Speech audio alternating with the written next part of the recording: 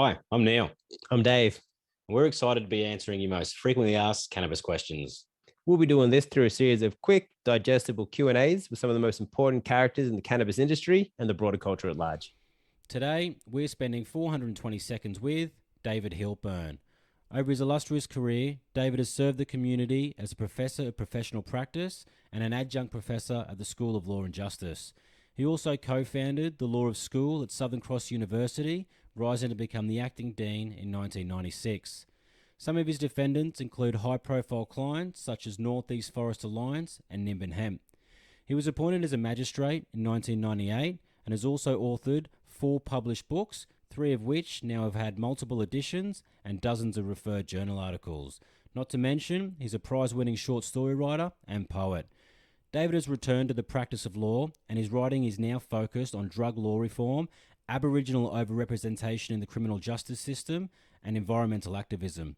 We'll be talking to David about the flaws in the current drug driving legislation and how he and the team at Drive Change are fighting for equality. David, thanks for your time. Pleasure. So look, one of the first questions patients ask when they prescribe medicinal cannabis is, what are the driving laws? Would you be able to give us a quick top line on where they currently stand and how they differ state to state? Sure. So there's really 2 kinds of laws. The first is that prohibits driving under the influence or driving when you're adversely affected by the drug. The second is drug detection laws, and they're really my focus. And that is if you're driving with a detectable level of THC in your saliva. And that is an offence. So, Dave, in your opinion, why are these currently unacceptable? Basically because they discriminate against those who are using medicinal cannabis. There is no other prescription drug apart from cannabis, THC, that is illegal to drive with a detectable level in your system.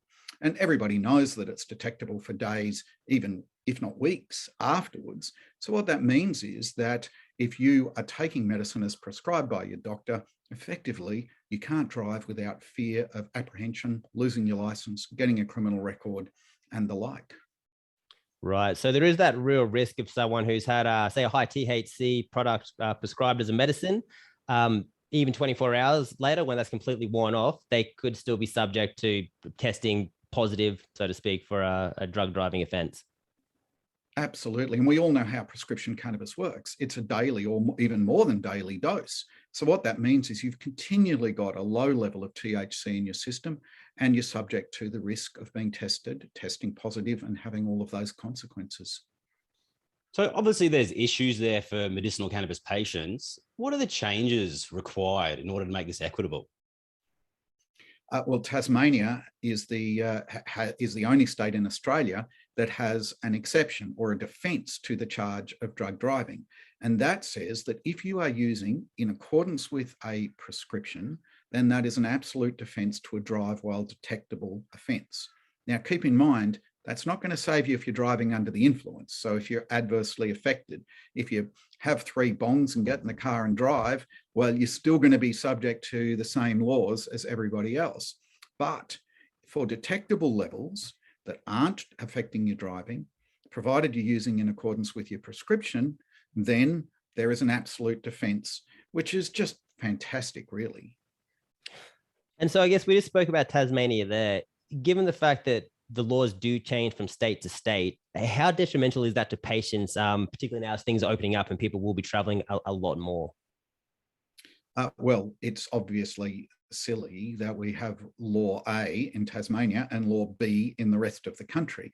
And I obviously would suggest that in Tasmania, this hasn't caused mass deaths on our road. I mean, there's no mass increase of the road toll with people, broken limbs and blood all over the streets as a result of a very sensible legislative regime.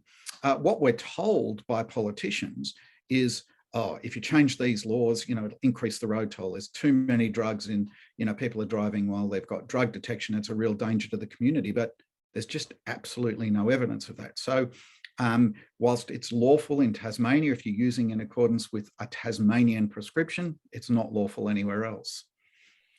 Right. So ironically, if someone has a prescription from a doctor in Tasmania and they drive in New South Wales, and they're taking their prescription, it's no defence in New South Wales, even though it would be in Tasmania. Right. And Dave, yourself and a group of people at the moment are part of a campaign called Drive for Change. How's Drive for Change working to change some of these rules and achieve their goals? Well, we are lobbying politicians. We're running petitions. We're doing education. I've spoken to members of Parliament from Victoria, New South Wales, South Australia. There's proposals before those parliaments to change the drug laws. We make submissions to government inquiries and agencies about changing them. We're lobbying the NRMA and its equivalents around the country to enlist their support. We attend conferences, workshops, Mardi Gras, educating people about drug driving laws and why they need to change. So essentially we see ourselves as driving change in the area of medicinal cannabis, just on the basis that it is discriminatory and unfair and counterproductive. You see, if people are using opioids or Valium or barbiturates to ease pain or anxiety or an ailment, well, that's not illegal then to drive. But studies have shown time after time that that's far more dangerous than having a very low level of detectable but not affecting you level of THC in your system. So that's the sort of message that we're trying to get out there and across. And we're supported, of course, by a range of individuals who are medicinal cannabis users and family members, but we're also supported by the industry that sees this as a really important issue. If we're going to ever have a viable medicinal cannabis industry in Australia, people have to be able to drive if they're not affected, but still using their medicine as prescribed. Yeah, and look, I mean, we're rounding out the 100,000 active users in Australia at the moment. And I think everyone can see in the data and the way things are moving that we're about to hit a tipping point there where we can see an exponential explosion of patients who are moving from opioid-based medicines to medicinal cannabis. With that, a lot of people are going to be concerned about driving and wanting to know how they can help so that we can get some common sense laws and keep this equitable. How can the average person or patient on the street support drive change? Look, go to the website. If you Google search drive change, and I'm sure you can put it up at the end of Absolutely. Our 420 seconds.